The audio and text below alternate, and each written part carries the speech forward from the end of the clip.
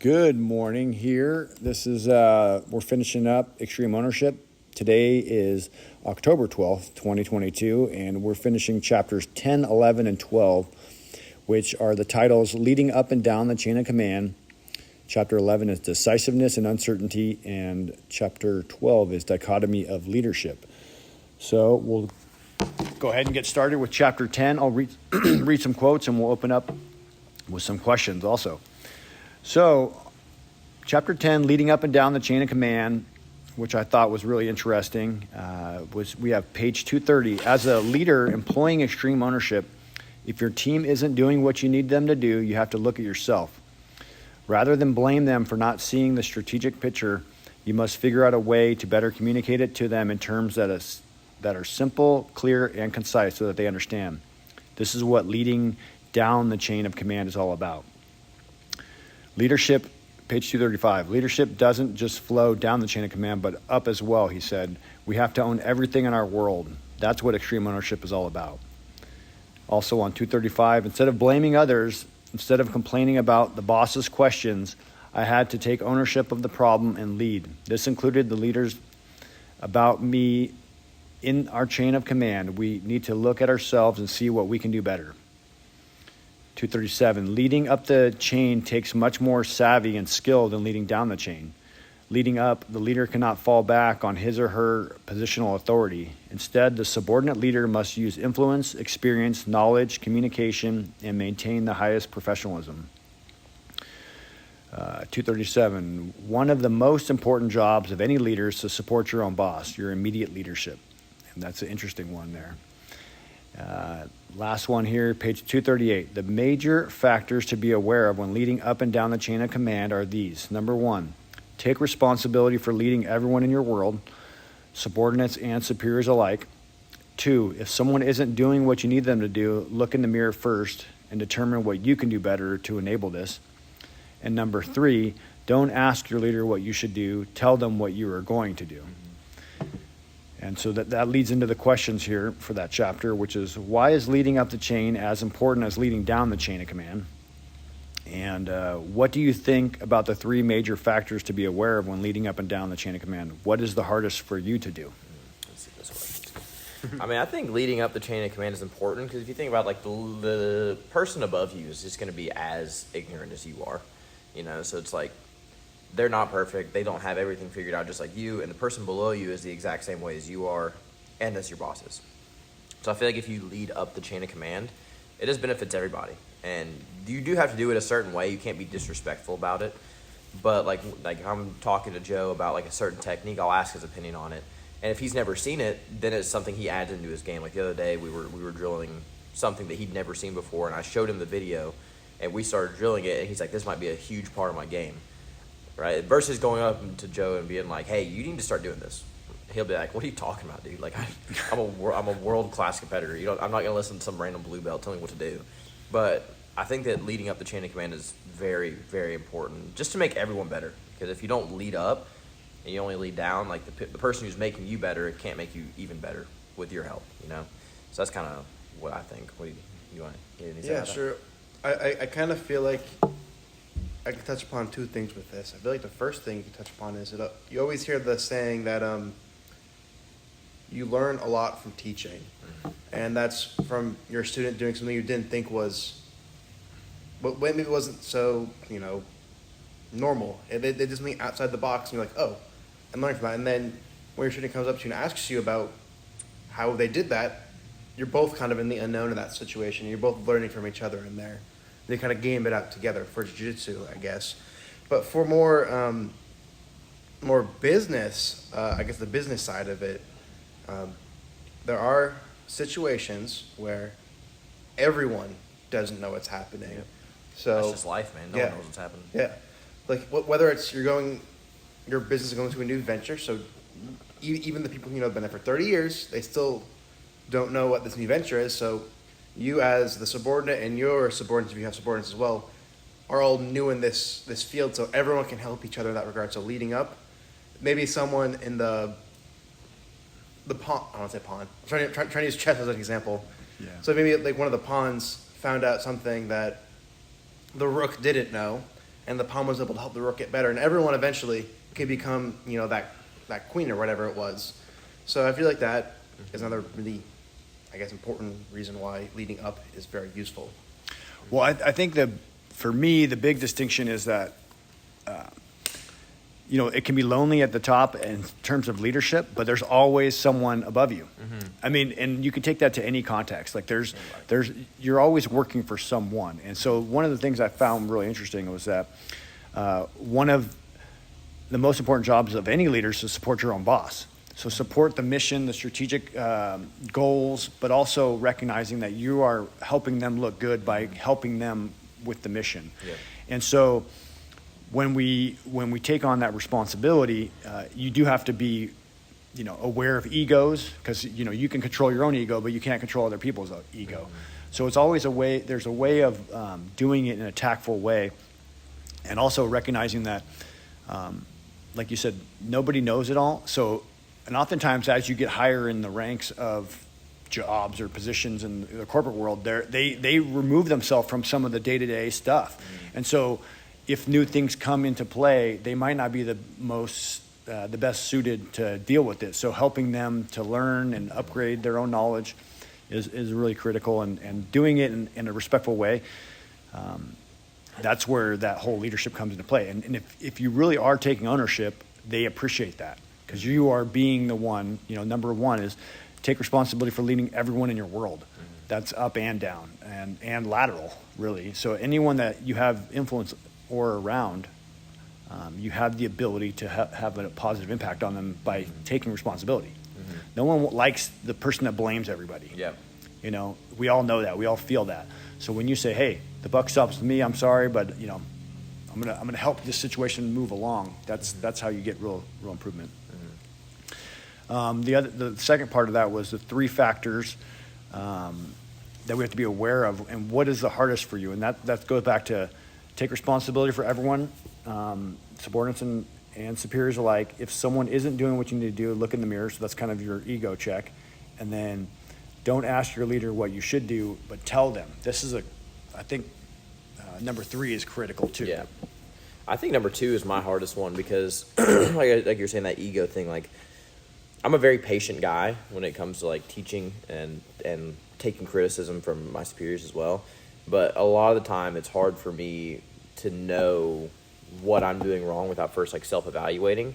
And I when someone doesn't do something right and I keep telling them and they don't get it, that's when my patience starts to wane a little bit. Like my number one pet peeve in my entire life is having someone ask me to repeat myself, because I talk really fast so people don't really understand me. But like, I don't know, I feel like looking in the mirror is something that's really hard to do, because you have to be like, okay, what am I doing wrong in this situation that's making them not understand it?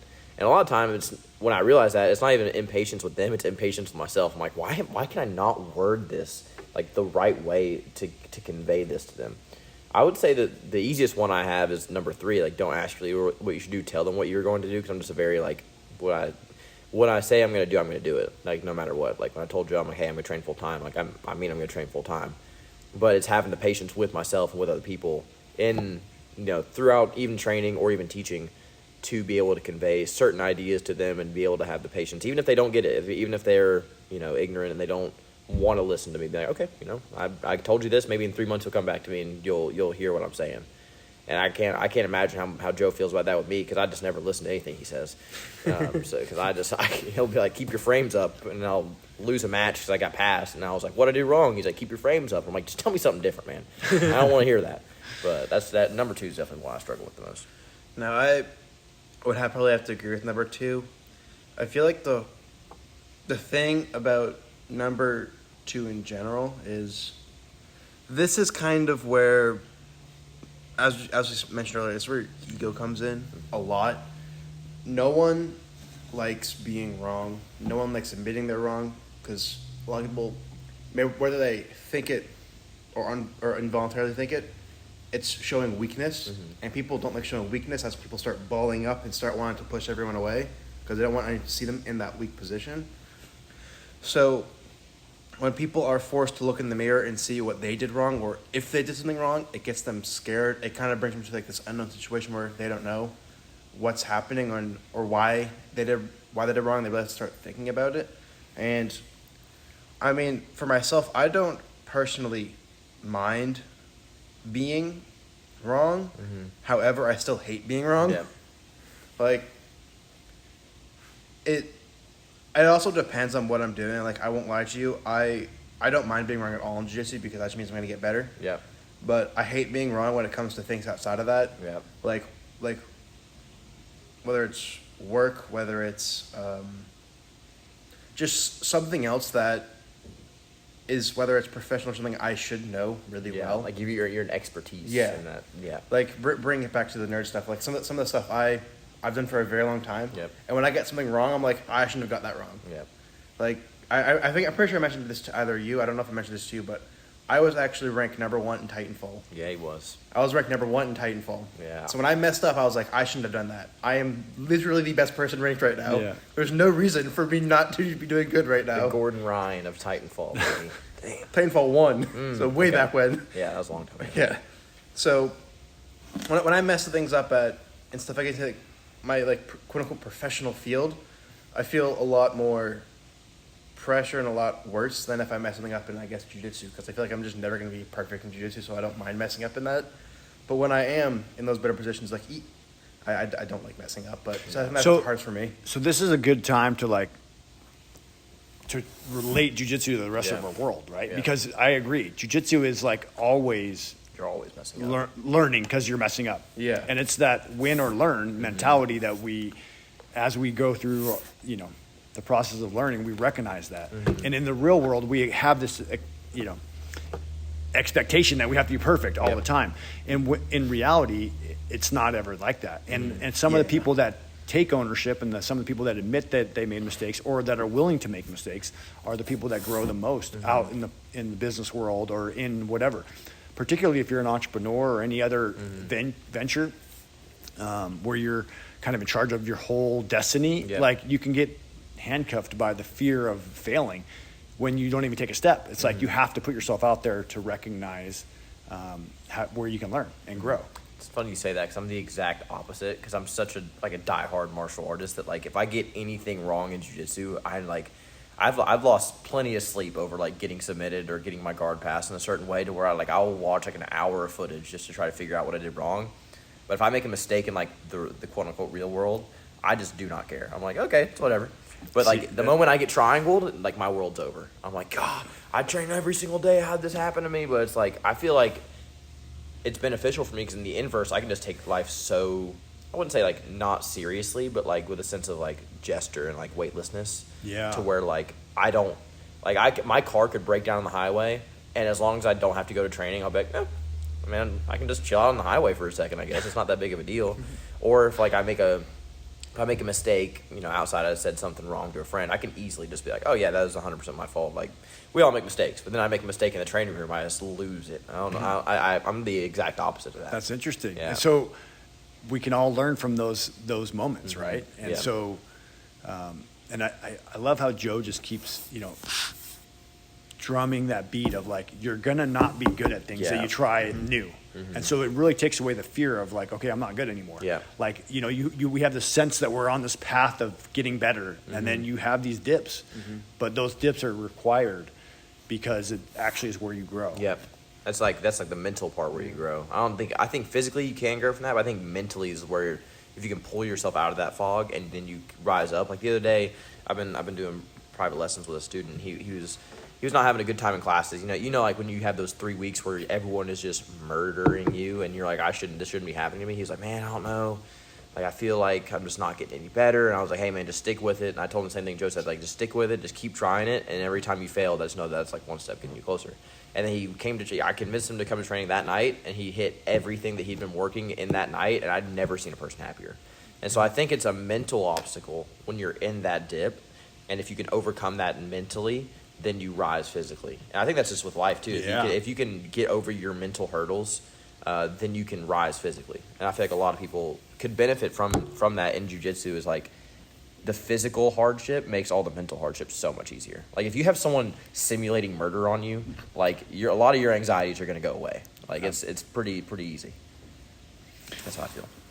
Nice. Well, we'll move on to chapter 11. That's Decisiveness and Uncertainty. Page 254, regardless, leaders cannot be paralyzed by fear. That results in inaction. It is critical for leaders to act decisively amid uncertainty, to make the best decisions they can based on only the immediate information available. Page 254, there is no 100% right solution. The picture is never complete. Leaders must be comfortable with this and be able to make decisions promptly, then be able to adjust those decisions quickly based on evolving situations and new information. Page 258, as a leader, my default setting should be aggressive, proactive rather than reactive. This was critical to the success of any team. Instead of letting the situation dictate our decisions, we must dictate the situation. I love that. I have a shirt, default aggression. Yeah. I need that shirt then. Default aggression. Yep. Page 261. As a leader, you want to be seen. You need to be seen as decisive and willing to make tough choices. And so some of the questions here are, how do you make decisions in dynamic and uncertain situations? Why is it so important to be decisive? And how can you train to be better at rapid decision making? That's good. Those are some good questions, man. How do you make decisions in dynamic and uncertain situations? I think I just fall back on my moral code. Like whatever, like all the philosophical studies I've done tells me to do, I'm just going to do it. And like I try not to think about it. Like the more I think, the worse I do. Just in any aspect of anything in my life, the more I think, the worse I do. It's kind of like the cold plunge, you know. Like when I'm doing the cold plunge, if I'm thinking about it all day, I'm probably not going to do it. Like I'll tell myself I'm going to do it, but I'm not going to do it.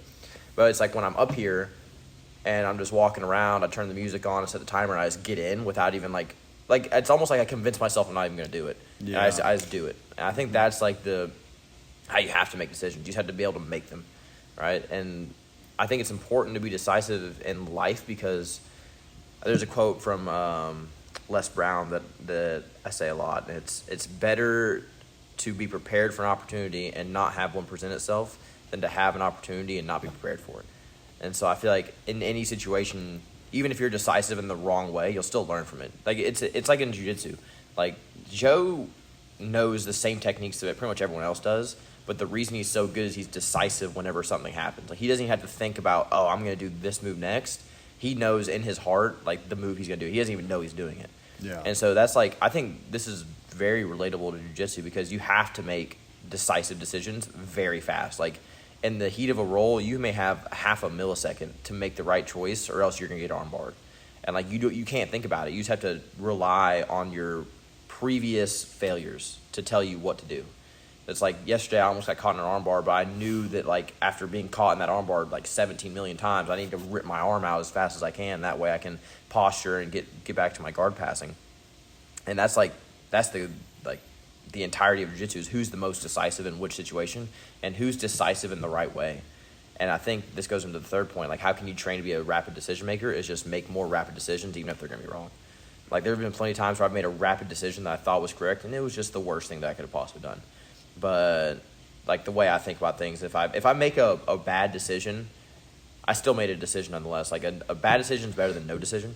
Mm-hmm. And either way, like with most things in life, if it was a bad decision, most people are going to forget about it within 2 weeks. So like I just have 2 weeks to recover and then I'm back on it. And now I have the previous information of my failure that can determine my next decision or rapid decision. So that's kind of my thought on it.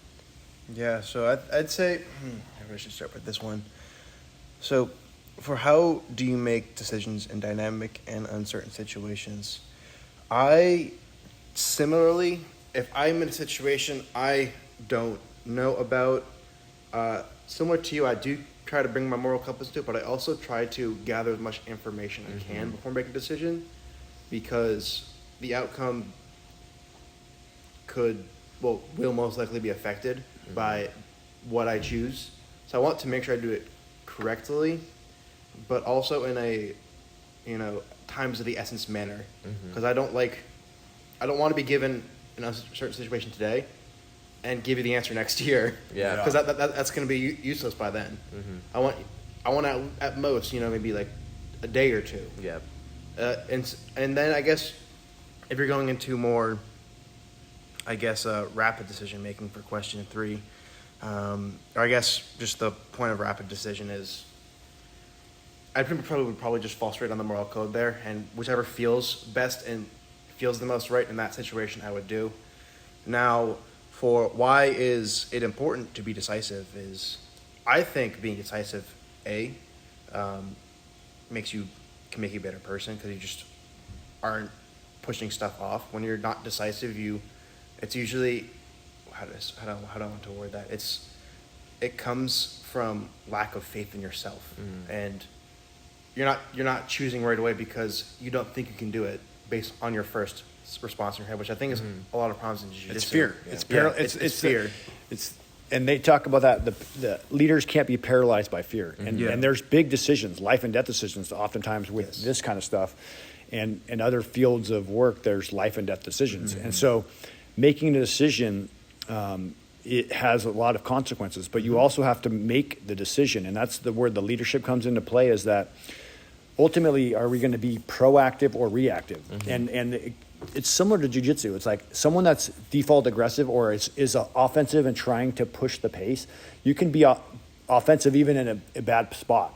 You can create enough to where people are not sure what you're doing, even in a inferior position. Yeah. And so, because if you're always on defense, you're letting them dictate the pace. And I think that translates to here about decision making and how do you make rapid decisions. A lot of times people get analysis paralysis and they start thinking too long and too hard. And so if you're a perfectionist, and like I said, I'm a recovering perfectionist. Me too. You have to be willing to make decisions and recognizing that there's no perfect decision and that there's always the ability to adapt and overcome to that decision. And like you said, I might have screwed up, but I have 2 weeks and I'll be over it, because guess what? Things change and I now have more information, and it might not have been the best, but there's other ways, and I learned some stuff from it. Yeah. I think it's really, I've been thinking about this question a little bit more, like, how can you train for better rapid decision making? I was listening to Jordan Peterson give a lecture. I don't know where it was at, but he was talking about what made Socrates one of the greatest philosophers of all time. And he said that reading Socrates talks about this thing called the daimon, which is basically just his inner conscious. And the Oracle of Delphi said that the reason Socrates was the smartest man alive was because he always listened to that voice, and the voice always told him what to do. And that's just basically the voice in your head, the conscience. Like when you're about to, I don't know, it's like, do I go to bed or do I go grab this 6-pack of beer and just drink it and watch the game? You know, that voice in your head will tell you the decision you need to make. And the reason that he was so smart and so great was because he always listened to that voice without fail. And so it's like if his voice told him to do something, he wouldn't even question it. He'd just do it. So if it told him, hey, don't do this, he wouldn't do it. Hey, do this, he'd do it immediately. And it got to the point where he was in jail for something really small, and he was going to face the death penalty, or he'd get, exiled. And all of his friends were like, just get exiled and we'll find you a place to live. But his daimon, his conscience, just told him, hey, you have to stay here. Like, you're going to sacrifice your life. And he was like, okay, I'm going to do that. And he did it. And he stayed true to that even up until he died. And I think that when he listened to that, it made his life so fulfilling that when his daimon was like, hey, it's time to go, he could leave life without any regret. And I think it was just in that decisive decision making. He made all the choices he had to make, because everyone knows deep down like what the right choice is for a lot of situations. Now, there are some, obviously, granted, that like there'll be certain like two sides, something you don't know that much about, and you have to choose one. But a lot of the time, whether or not, hey, I should stay up late. No, you should. Hey, I shouldn't go to training. I need to rest. No, you're just tired. You need to get out and do something, like stuff like that. I think it's really important to listen to that inner voice in your head, the good one, not the bad one. Well, they talk about that too, where they're feeding the two wolves, right? The two dogs. There's different analogies, but like we have the dog, the procrastinator dog, or the proactive dog, and like what you feed. Those are your thoughts, right? Yep. One's like telling you ain't shit. You're lazy. You this and that. You can feed that, and you can buy into that story, and you can listen to that, or you can say, "Hey, I can wake up early. I can be and it takes motivated." Just as much energy to feed the good one as the bad one. And I think a lot of people need to realize that is like it takes just as much energy to be happy about the world and all of its imperfections as it is to be upset at the world for all of its imperfections. Like it takes the exact same amount of energy. It's just which one are you most used to doing. And so I feel like, and you have the choice. You have the choice to change that too by what you feed, your thoughts. And through this process of us reading this book and getting together, I mean, this is what this is the way I see the change happening is that through groups of people getting together, jiu-jitsu, and we make each other better by bringing up these topics and this subject matter. I think a good way to find your inner voice, as you were mentioning, was actually just flipping a coin. Yeah, And that's a good way. Yeah, I like flipping coins. Because if you have two, like going back to staying up or going to sleep, if you flip a coin, your inner voice say, I hope it lands on heads, so Yep. I go to sleep. Exactly. Or Yep. I hope it lands on tails, because who knows, I might meet someone when I go out. Or something like that. So I feel like the flip of the coin, you're like Forces you to make a decision. Yeah, it forces you to make a decision. Also, even if you don't want to, you unconsciously make a decision because I want to land on heads, or I Yeah. want to land on tails. Yeah, you know which one Yeah. you want it to land on. Yeah. So And then that that kind of- helps yeah. you just decide. Exactly. Regardless of what it lands Yeah. on, you're going to choose the one you wanted. Exactly. So that's why I like the coin flip. So it also could help with the right participation. Just flip the coin and see what happens. Yeah, just see what happens, man. Maybe don't leave your life up to chance the entire time, but at least help you find what that inner voice is trying to say. Yeah, exactly. What's the last one here? What we This got? last one is chapter 12, and this is the last chapter of the book. This is the Dichotomy of Leadership, and this is, I'm all about the balance, man. I'm actually a Libra, and I'm all about the scales, and so like. See, I'm a Gemini, so I'm two-faced. Yeah, So. I love the Nothing about that stuff. Nothing about that That's stuff. going to be our next book Yeah. in astrology. astrology. Yeah, no, but yeah, so this is all about balance, though. I mean, really, it is. And so, page 271, it talks about the moment the alarm goes off is the first test. We just talked about this. It sets the tone for the rest of the day. So that's our first test. Page 271. If you have the discipline to get out of bed, you win. You pass the test. If you are mentally weak for that moment and you let that weakness keep you in bed, you fail. 271. The only way you could make time was to get up early. That took discipline. Page 273. But there was and is a dichotomy in the strict discipline we followed. Instead of making us more rigid and unable to improvise, this discipline actually made us more flexible, more adaptable, more efficient. It allowed us to be creative. Page 274. So the balance between discipline and freedom must be found and carefully maintained. In that lies the dichotomy. Discipline, strict order, regimen, and control might appear to be the opposite of total freedom, the power to act, speak, or think without any restrictions. But in fact, discipline is the pathway to freedom. 274. A true leader is not intimidated when others step up and take charge. Leaders that lack confidence in themselves fear being outshined by someone else. 275. A leader must be aggressive but not overbearing. 276. Leaders must be humble but not passive, quiet but not silent. They must possess humility and the ability to control their ego and listen to others. They must admit mistakes and failures, take ownership of them, and figure out a way to prevent them from happening again. But a leader must be able to speak up when it matters. They must be able to stand up for the team and respectfully push back against a decision, order, or direction that could negatively impact the overall mission success. And lastly, 277, 278, the dichotomy of leadership. A good leader must be confident but not cocky, courageous but not foolhardy, competitive but a gracious loser, attentive to details but not obsessed by them, strong but have endurance, a leader and a follower, humble, not passive, aggressive, not overbearing, quiet, not silent, calm but not robotic, logical but not devoid of emotions, close with the troops but not so close that one becomes more important than another or more important than the good of the team, not so close that they forget who is in charge, able to execute extreme ownership while exercising decentralized command. A good leader has nothing to prove but everything to prove. I like that last one a lot. I might have to take a picture of that and write it down. Yeah, a good leader has nothing to prove but everything to prove. That's so true. Yeah. That's really good wording. That's very good wording. And so the questions we have here are, where have we seen in our own personal, professional, or athletic life how discipline equals freedom? And then what do you think about the dichotomy of leadership and how can you improve using it? You want to go first? Oh, sure. Yeah. So for the first one, I very clearly saw it when I was in college. So I was on the varsity swim team, and people were like, "Oh, you must be completely busy the entire day." I'm like, "Actually, no, I'm not busy the entire day. I wake up at 5 a.m. I'd have practice in the morning from whether it was like 5:30 to like 7:30 or 6 to 8.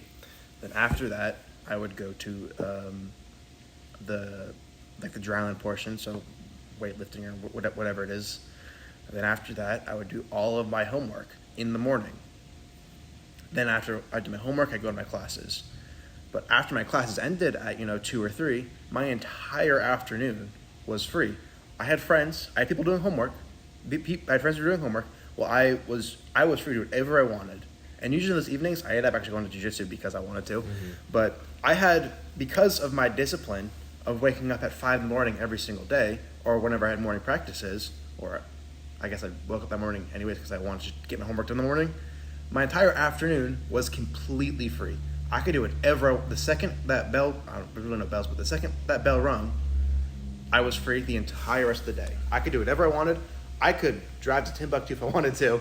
Mm-hmm. Nothing could stop me because I had completed all of my tasks that I needed to do for that day. So that's kind of where I can very easily see how discipline equals freedom in that regard. Mm-hmm. And as for the second question, what do you think about the dichotomy of leadership and how can you improve using it? I need to think more about that one, so I'll pass it on to you. Okay, yeah. So discipline's done a lot of things for me. From the freedom portion, I wouldn't say it's freed up time. I think it's freed me up from like a lot of the mental health things that I've struggled with throughout my entire life. Like I first started working out when I was like really young, and I just did it every now and then just to get big and get the chicks. That's why every guy starts working out. But then some things happened in my life, and I actually saw it out working out and training as like a mode of like just getting my emotions out and not having them fester inside me like I knew they were going to. And so like in high school, I would wake up at 5 a.m. and lift weights, and then at the end of the school day, we'd do wrestling for 2 hours, then I'd go home, and then I'd lift weights again at like 10 p.m. So I literally have just been training like 2 or 3 times a day since I was like 16 or 15. And the reason I do that, so often people ask me like, why do I train all the time? Well, it's because if I take a rest, I end up going backwards. I end up getting worse mentally. And so the discipline for me for freedom is freedom from myself, freedom from all like the negative thoughts in my head. Because when I'm training, all those thoughts get dispelled because I'm pushing myself, I'm getting better. But when I'm not training, that's when like the freedom goes away because I'm trapped in my own head, I'm trapped in my own heart and things like that. So I think that discipline really did change my life. Like being able to wake up at 5 a.m. and work out and like already start my day like attacking and like saying to myself like I'm not going to just lay in bed, like I'm better than that. And knowing that I have the power to change that gave me immense freedom. And like a lot of people think, I train a lot and like I don't have much time in my schedule to do anything else, but that's still freedom for me because I'm still doing what I want to do. I don't want to do like a 9 to 5 right now, commuting 2 hours there, 2 hours back, making dinner and going to bed. Like that's just not, I'll do it in the future, obviously.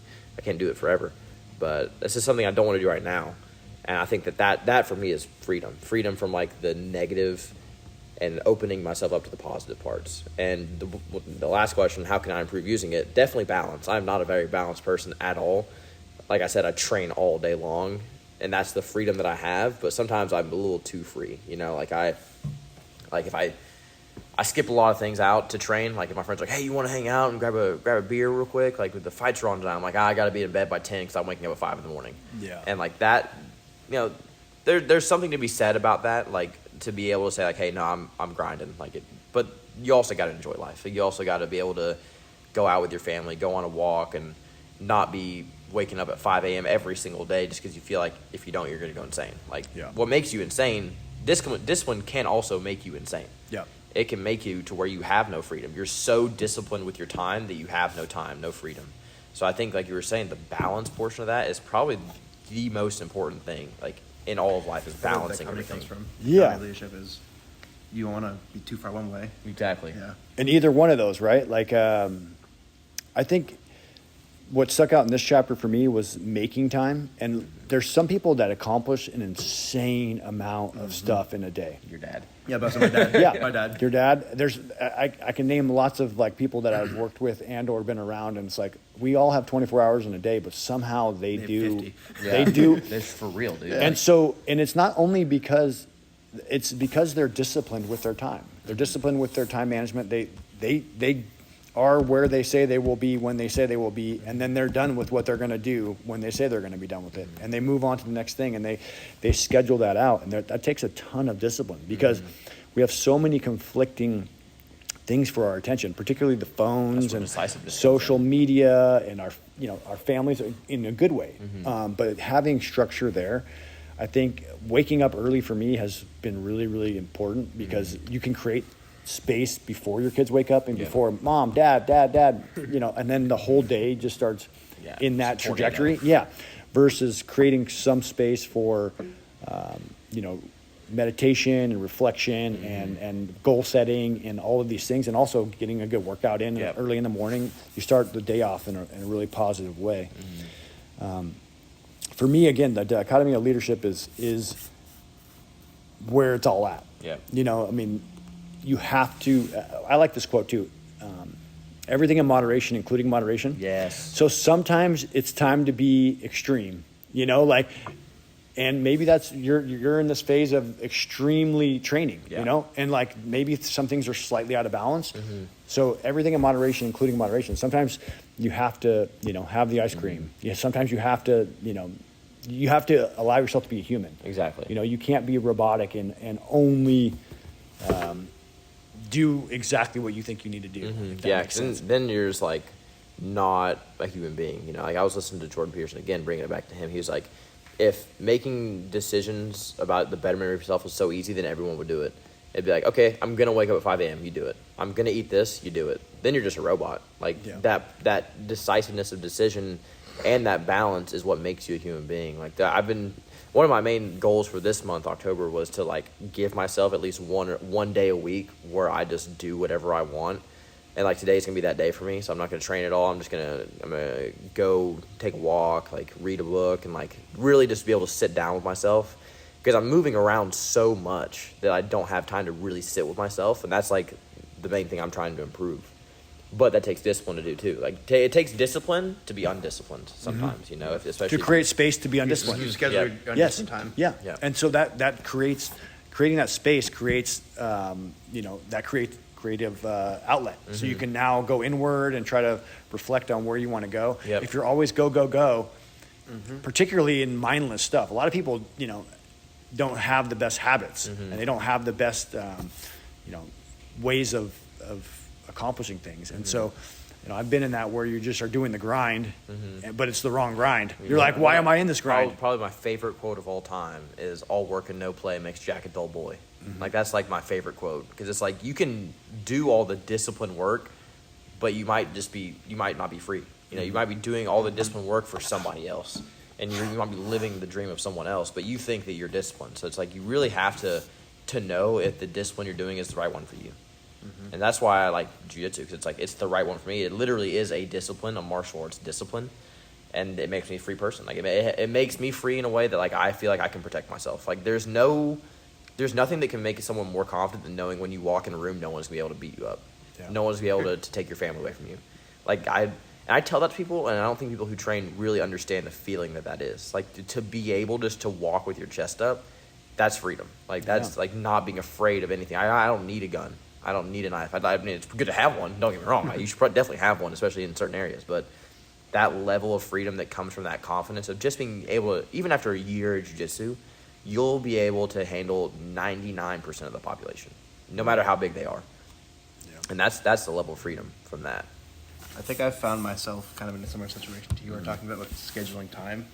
Because what I found out myself that I was doing was recently, I'd wake up, I'd go to jiu-jitsu, I'd go to work, then I had free time after work. But I was like, I have timers, so I should schedule something to do here now. Yep. So then I scheduled something to do after work. So now, instead of my free time doing whatever I want from 6 to 9 or 10, I had more work I scheduled for myself. Yep. And then after doing that for the past 3 or 4 months, I'm like, I am not meeting anyone because I'm just filling my time up. You're why am I doing this to myself? And the thing was the extra thing I was doing was something I actually like doing too. And which is why it took me that long to realize I don't want to say being antisocial, but I'm not meeting anyone because I'm completely booking out my entire life right now. And I never left that one day or one period of time to just be undisciplined. And I feel like that kind of brings it into that dichotomy part. You have to have unbalanced time And reflection, like it takes a special person to like look at yourself, look inward, and like see how your life is unfolding, seeing where you want to make improvements, seeing where things are going great, doubling down on the things that are working, and then, making the hard decision. Not going out with your buddy when they've asked the third time and say, hey, I can't go out with you tonight, but guess what? I have openings on Tuesday now. Like, you want to meet me for lunch or something? Like, we could do that. And so, you have to get really creative about your time and disciplined about it. Like, I'm sure your dad, like, he has to be decisive in his decision making. If someone's like, hey, you want to go to lunch? You can't just be like, sure, yeah. Like, he's got no time. Yes. So if he says, like, hey, I'll schedule you in, that means that he cares about you. Yeah. Like, if you don't make rapid decisions for yourself, then everyone's going to make them for you. Yes. So That's a very good point. If you don't do it yourself, someone's going to do it for you. And you don't want them to do it for you because usually it's going to be a wrong decision. It's usually for their benefit, not your benefit. Exactly. Well, anything else before we close? What book we going to do next? I know that we got a noodle on that. I'm kind of curious about that too, honestly. Something with the stoicism. Yeah, I was feeling that. Ryan Holiday, something. He's got a new book out. Yeah, we have a few options. We have Obstacle is the Way, which was about overcoming obstacles. Ego is the Enemy, which is about overcoming your ego and everyone else's. Stillness is the Key, which is about finding things that make you happy and making time for them. You have Courage is Calling, which is about the courage virtue and how to overcome fear and in spite of it make the right choices for yourself and for others. And then Discipline is Destiny and how you can use discipline to affect your physical, mental, and spiritual self. Yeah, I'm a big Ryan Holiday fan. I love Ryan Holiday. Yeah. So we have those choices. So Okay. Well, we can kind of brainstorm on it. maybe we'll open this up to anybody that's listening to this to shoot me a text. I've been sending this out to a few people. So we can, we'll take some suggestions. Yeah. And for those that can't make this meeting at 9:00 on a Wednesday, then, keep listening and we'll get the next book in. Yep. But appreciate you guys meeting me with this, and I'm finding a lot of value for myself. Yep, so, same here. blessings to all you out there. Take care. Have a good day. See ya. See you.